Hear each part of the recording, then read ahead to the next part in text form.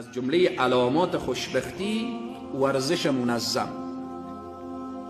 انسان باید ورزش منظم داشته باشه. اگرچه شاید یه حرفم به عزیزا خیلی تاثیر نگذاره که خودم شخصا ورزش منظمی ندارم، نمیرسم. بعضی وقتها اگر برابر شد و بالآخره اگر نشد، اما تأکید به توصیه برای عزیزان هست. ورزش منظم. بنی اسرائیل از الله سبحانه و تعالی درخواست کردند که یا الله به ما پادشاهی بده که او پادشاه برای ما اسوه باشه، الگو باشه، ما را به طرف جهاد و اینها سوق بده و ما در کنار از او باشیم و جهاد کنیم.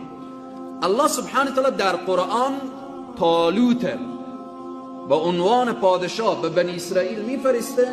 دو صفت بیان میکنه، دو ویژگی بیان میکنه. ویژگی های طالوت چیه؟ زادته العلم والجسم.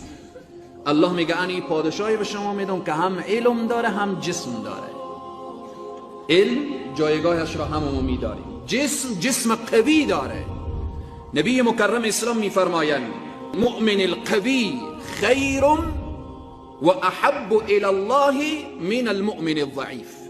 مؤمن قوی به نزد الله بهتر و محبوبتر از مؤمن ضعیف کرده. مؤمن باید قوی باشه.